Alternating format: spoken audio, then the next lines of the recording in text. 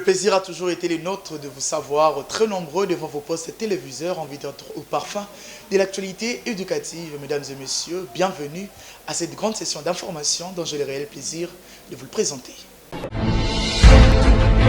Ouvrons cette édition avec le secrétariat général à la recherche de l'université de Kinshasa qui a organisé une séance d'information et d'échange d'expériences sur la recherche doctorale à l'université de Kinshasa. Plusieurs thématiques ont été exploitées ce mercredi 22 janvier 2025. Serge Mboui et Eli Kakiakou ont représenté le journal universitaire.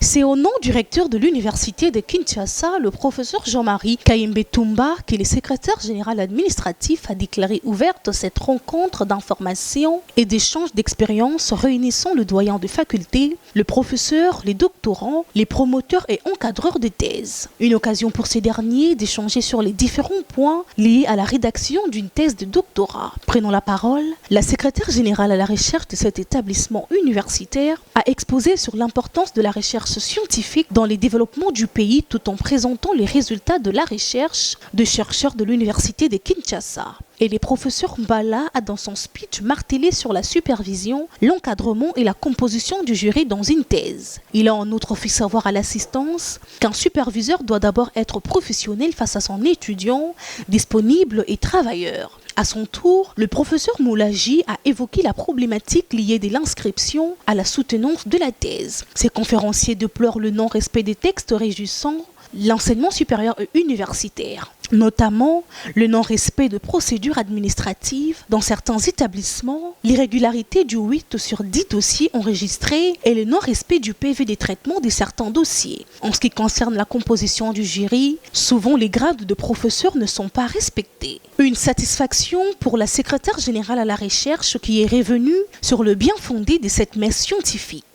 J'ai constaté que dans chaque faculté, les gens font appliquer un règlement qu'ils comprennent de leur façon et que les choses ne se passaient pas tout à fait comme il faut. Alors, il y avait chaque fois qu'il fallait trancher, il fallait voir parfois. On a nommé un jury où vous ne voyez même pas le rapport entre le membre du jury et le travail qui vient de se réaliser.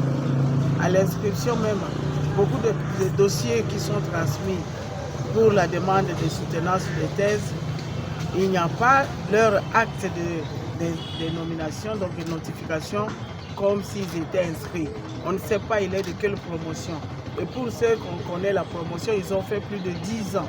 Ils n'ont jamais terminé, ils n'ont jamais été suivis et tout et tout. C'est après avoir observé tout cela que nous avons pensé que la recherche doctorale, c'est la recherche qui est élitiste, c'est-à-dire il n'y a que l'élite qui a droit à devenir PhD. Il s'y est dénoté que ces échanges riches en couleurs sur la recherche doctorale étaient marqués par la présence de la directrice de cabinet du recteur de l'université de Kinshasa, Madame la professeure Bijou.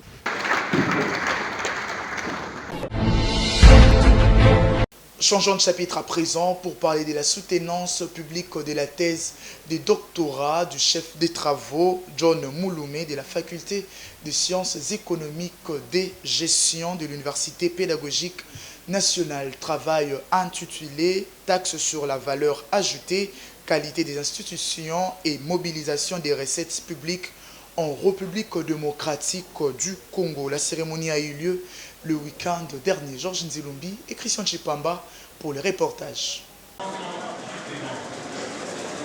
Cette thèse de doctorat soutenue publiquement par le chef des travaux, John Mouloumé, à l'Université pédagogique nationale, a porté sur la taxe sur la valeur ajoutée, qualité des institutions et mobilisation des recettes publiques en République démocratique du Congo. Devant un jury composé de professeurs qualifiés, le récipiendaire a souligné qu'en tant que garant de la sécurité de personnes, de leurs biens et du bien-être de la communauté, l'État dispose de prérogatives visant à contribuer contraindre les habitants de son territoire à s'acquitter de leurs obligations civiques et morales, notamment payer les impôts, les taxes et autres. Cet ensemble de mécanismes est mis en place pour permettre à l'État de réunir le moyen nécessaire pour la réalisation de sa mission. Ce qui a conduit ce travail de chercher à savoir quel est l'impact des réformes fiscales sur l'applicabilité de la TVA en RDC, si la réforme fiscale pouvait influencer significativement le recette fiscale en particulier et public en général, mais également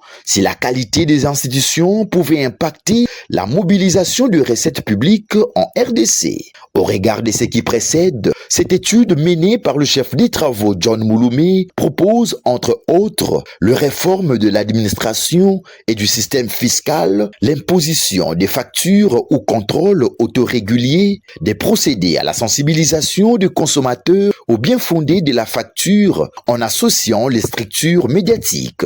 Une économie du travail qui lui a valu le titre de docteur en sciences économiques avec la mention grande distinction. Ceci au terme de l'évaluation du travail et la délibération du jury à huis clos. À cet effet, le secrétaire général à la recherche de l'UPEN lui a conféré le grade académique pour la jouissance de son grade. Dans cette atmosphère, l'heure du jour est revenu sur le bien fondé de son travail en précisant que nous avons trouvé que les réformes étaient bonnes, mais la mise en application pose problème.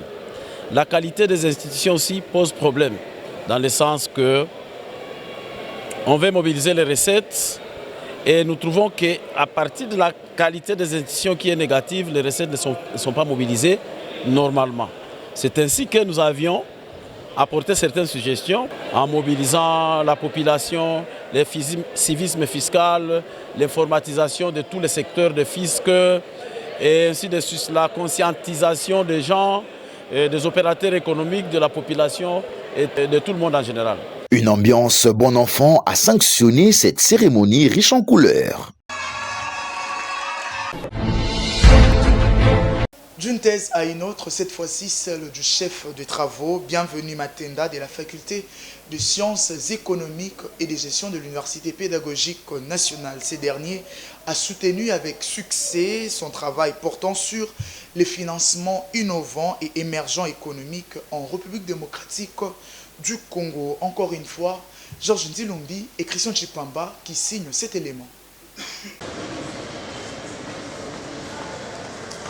Financement innovant et émergence économique en République démocratique du Congo, c'est le titre de cette thèse de doctorat soutenue publiquement par le chef des travaux Matenda Kibangala Bienvenue à l'Université pédagogique nationale. En brossant laconiquement la subsistance de son travail, les candidats stipulaient que cette étude a comme objectif général de démontrer de quelle manière le mécanisme de financement innovant pourrait diriger l'économie de la RDC vers l'émergence. Pour y arriver, il est parti d'une analyse approfondie de l'émergence économique et les types de mobilisation donnant lieu au financement innovant dans un cadre théorique et empirique. L'auteur s'est également inspiré de réalités des autres nations ayant atteint l'émergence économique en établissant une étude des cas, et cette manière de procéder a permis de proposer des stratégies opérationnelles de l'émergence économique pour la RDC. À long terme, toutes les variables sont significatives, a-t-il précisé, car la probabilité est nulle pour la plupart et strictement inférieure au seuil de significativité de 5%, mais sauf le variable ci-après, PIB,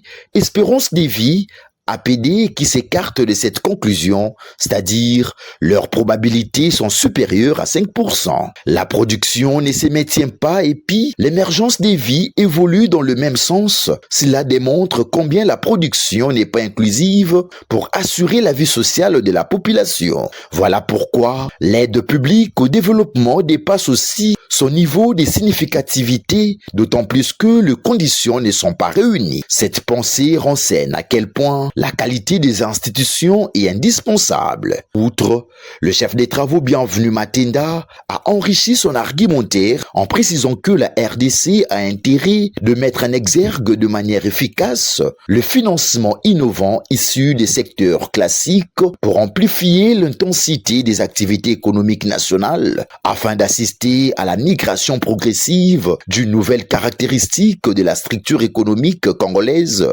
pour emprunter le chemin vers l'émergence. À la fin de l'évaluation du travail et la délibération du jury à huis clos, l'impétrant a été proclamé docteur à thèse avec la mention « la plus grande distinction ». Pour lier l'utile à l'agréable, la toge, l'insigne de l'UPEN et les diplômes lui ont été conférés pour la jouissance de son nouveau titre. En quittant la salle, le spécialiste en macroéconomique a souligné que nous devons en principe travailler sur base d'un programme. Quand on programme certaines choses, on sait les réaliser avec facilité. Ça s'appelle budget-programme au lieu des budgets moyens. Mais c'est avec le temps que nous allons réaliser ça. Je pense que je suis très confiant à travers mon pays. Nous allons pratiquer ça à l'horizon 2030, 2060, 2070, 2100. Nous allons atteindre l'émergence économique. Il faut dire que nous quittons des pays en développement vers l'émergence économique, va se stabiliser avec la croissance économique très forte. Et je crois à notre pays et que la croissance économique sera atteinte un jour et nous serons très heureux. L'ambiance était au zénith. L'Institut supérieur technique Songwa inscrit le nouveau candidat dans toutes les filières qu'il organise pour la prochaine année académique. Suivez.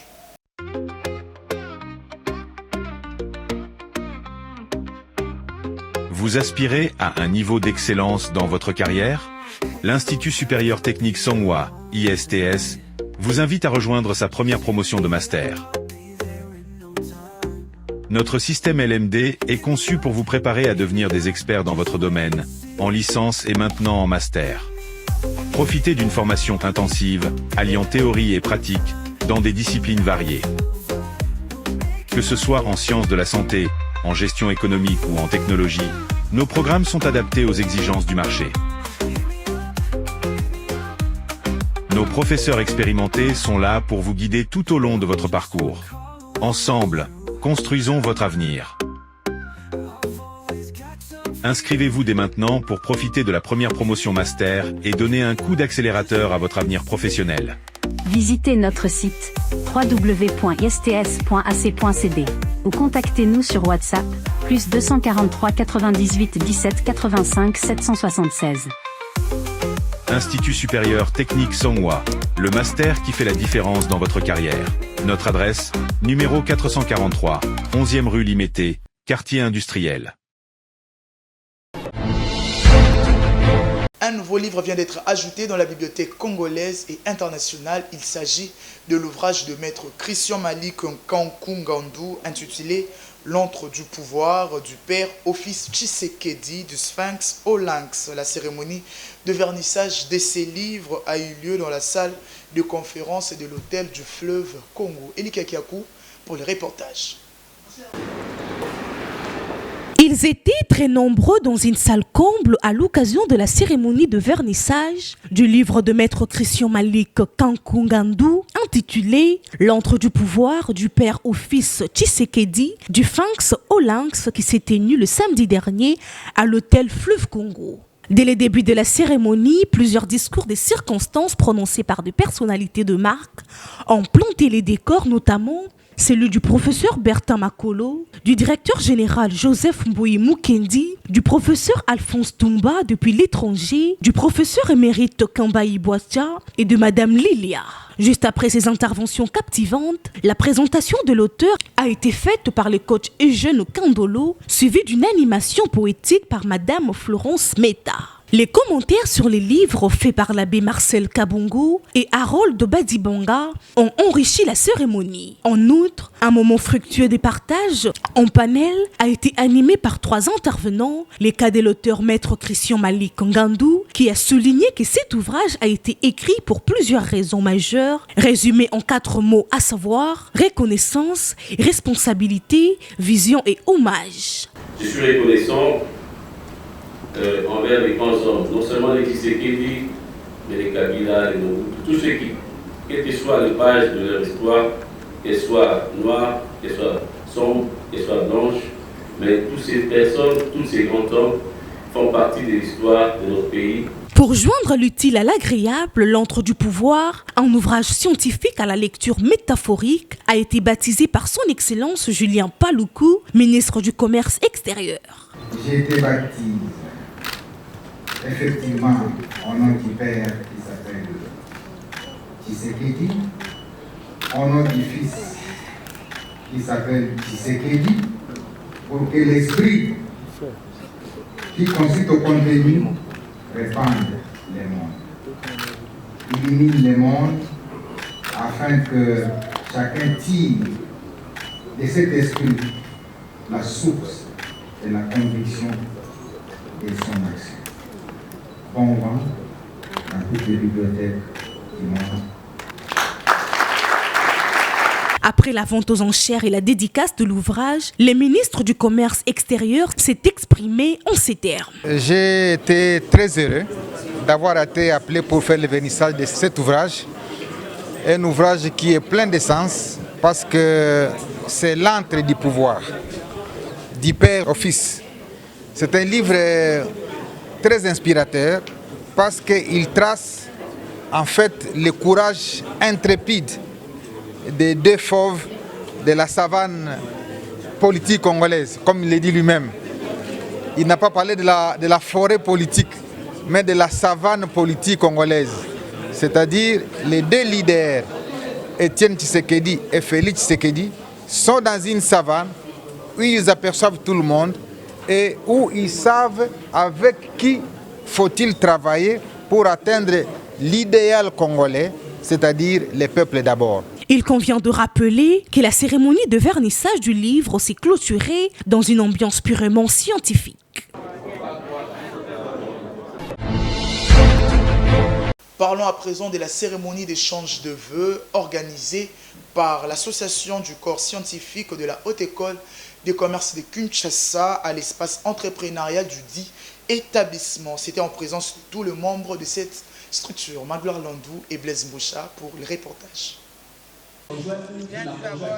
Alors que l'année 2024 se soit achevée paisiblement, laissant place à l'année 2025, l'association du corps scientifique ACS de la Haute École de commerce de Kinshasa a saisi l'occasion pour réunir ses membres à travers cette cérémonie d'échange de vœux qu'elle a initiée le vendredi 17 janvier à l'espace entrepreneurial de cet établissement. Le président de l'ACS de la Haute École de commerce de Kinshasa, le chef des travaux Tayaye, a dans son mot des remerciements avec le mot juste encouragé les enseignants pour les services rendus à la communauté de la EKIN tout en projetant les perspectives d'avenir pour l'année 2025. Comme le veut la tradition, le professeur Edson Nyonsaba Sebegunda, directeur général, a par l'entremise de son directeur de cabinet, le professeur Ikan Shawili Patrick, adressé ce vœu à la communauté à travers un mot de circonstance dans lequel il a invité les enseignants à se concentrer sur l'impact de leur travail, la persévérance et la collaboration axée sur un soutien mutuel. Je tiens à vous encourager à croire en votre potentiel, même face aux défis. Sachez que chaque effort, chaque cours préparé avec soin, chaque interaction avec vos étudiants compte. Vous avez entre vos mains la capacité d'inspirer et de transformer des vies. N'ayez pas peur d'innover, de repousser les limites de l'enseignement et de partager votre passion pour l'excellence. Au cours de cette cérémonie, les membres de l'ACS ont octroyé un diplôme d'émérite au président de la dite structure, le chef des travaux Tayaye Tonda, pour son dévouement et son travail. Il s'est dénoté que l'objectif de cette activité est de mener à bien toutes les actions qui seront initiées au bénéfice de la communauté de la EKIN durant cette nouvelle année. L'université méthodiste John Wesley continue à inscrire de nouveaux étudiants dans toutes les facultés qu'elle organise pour l'année académique 2024-2025. Suivez.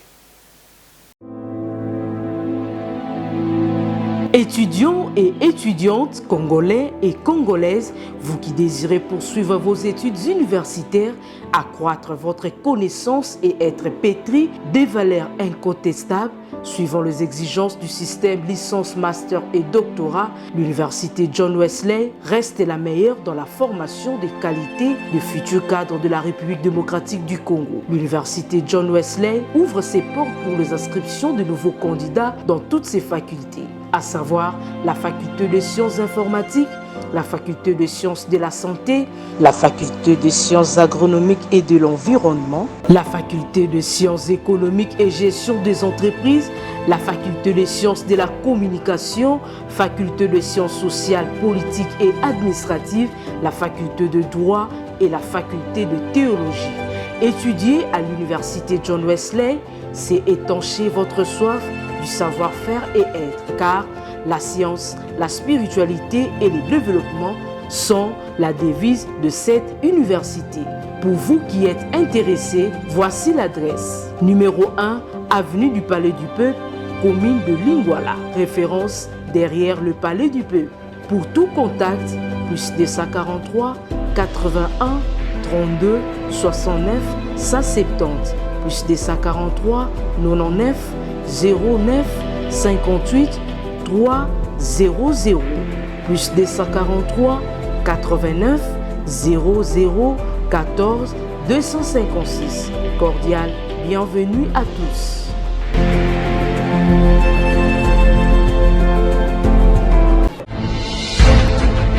Entre héritage culturel et innovation contemporain, c'est le thème de la première édition du colloque de design graphique organisé par le graphiste Pierre Fiston Mukumbi le samedi dernier au centre Wallonie-Bruxelles situé dans la commune de Lagombe. Valongolou et Nene Wambenga signent cet élément.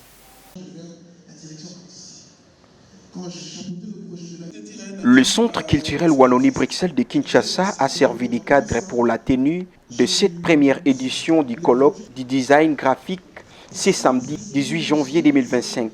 Initiative de Pierre Fiston Mukumbi, artiste visuel, designer graphique et enseignant à l'Académie des Beaux-Arts de Kinshasa. Il donne les objectifs de ces colloques. Alors, ces colloques, qui est le premier parmi autant d'autres colloques qui vont venir, avait pour objectif 3 points. Le premier point, c'est celui de développer la créativité. Le second point, c'est celui de créer un réseau autour du métier du design graphique. Et le troisième, c'était de soulever des questions liées à l'innovation, liées à l'évolution technologique qui influence notre métier au jour le jour. Leur cogitation était axée autour du thème réalité augmentée, réalité virtuelle, intelligence artificielle et design graphique. Parmi les intervenants, le chef des travaux Benjamin Kouyena, secrétaire général administratif de l'Académie des Beaux-Arts de Kinshasa, Black Mamba, CEO de l'entreprise Africa Design, pour ne citer que cela. Ces derniers ont confirmé que le métier du design, graphisme et la photographie payent mieux comme tout autre métier. Seulement, la condition sine qua non pour devenir exigeant, c'est d'être excellent, de se former de manière continuelle, car du temps, celle ou celui qui ne se forme pas chaque jour devient obsolète. Par ailleurs, ils ont reconnu la menace que représente l'intelligence artificielle à l'ère de la révolution du numérique par rapport à leur métier. Ça fait 15 ans que je suis dans le domaine. Et mon intervention, la question c'était de savoir si peut-on réellement vivre du métier de graphic design? S'il y a des enseignements pour un domaine, ça veut dire qu'on peut vivre de ce domaine. Et moi, je suis convaincu qu'on peut vivre de n'importe quel métier, mais cela dépend de votre vision et de votre façon de voir les choses. Nous pensons toujours que notre culture est restée beaucoup plus en arrière et nous en profitons pour les rehausser, lui donner beaucoup plus de la valeur. Et c'est pour cela que je suis là dans ces colloques aujourd'hui, pour partager ces bons moments avec mes collaborateurs, mes amis, mais aussi les artistes. Donc cette rencontre s'est clôturée après le jeu des questions et réponses entre les participants et les intervenants du jour, à la grande satisfaction de tous. Il m'a appelé et il m'a dit: j'aimerais vous accompagner sur ce projet. Avant de boucler cette édition, le président national de l'association sans but lucratif et dénommé les Amis des Giresse, Koua Manika, a organisé le week-end dernier une journée de sensibilisation sur l'entrepreneuriat avec les responsables des cellules de 8 quartiers de la commune de Ngaliema. L'objectif était de lutter contre la pauvreté et le chômage au sein de la dite commune. Tonton Biongo pour le reportage. Plusieurs responsables des cellules du quartier Jamaïque, Massissi, Congo, Brikine, Konluka, Mimosa, Djelombinda et Mama Mobutu ont réussi de leur présence à une journée de sensibilisation sur l'entrepreneuriat organisée par l'association sans but lucratif dénommée Les Amis des Giresse Koua Manika AJKM en sigle. Dans son mot, Giresse Koua Manika, président national de l'ASBL, AJKM, a conscientisé l'assistant sur l'entrepreneuriat en partageant son expérience sur la création des unités de production pour lutter contre la pauvreté et le chômage. En outre, il a donné quelques directives pratiques pour assurer le bon fonctionnement de sa structure. Moi, étant ressortissant de la commune de Ngaliema, j'avais voulu pérenniser les projets de développement durable, les actions sociales au niveau de la population de Ngaliema. C'est aujourd'hui l'occasion pour moi d'encourager mes collaborateurs. La mission de AJKM, c'est rendre la jeunesse utile à la société. Nous demandons aux jeunes, aujourd'hui il y a Opération Ndobo, on sanctionne la jeunesse par des tueries. Nous sommes là pour encadrer cette jeunesse. Notre bureau, c'est au centre catholique Nganda. Tout jeune qui reste à la maison, l'heure est venue de pouvoir adhérer à l'ASBL AJKM pour les projets d'encadrement, surtout les défavorisés et les jeunes qu'on appelle inutiles. Nous sommes là pour rendre la jeunesse utile à la société par les différents projets du domaine de la vie. J'ai dit merci à mes collaborateurs. J'ai dit merci à l'abbé Arti Ponde qui a disposé son cadre pour le siège social de l'ASBL AJKM. J'ai dit sincèrement merci à mon partenaire officiel qui est son Excellence Didier Mbimundela, qui est député élu. Il faut noter que cette journée s'est clôturée par une cérémonie de change de vœux et dans une ambiance festive.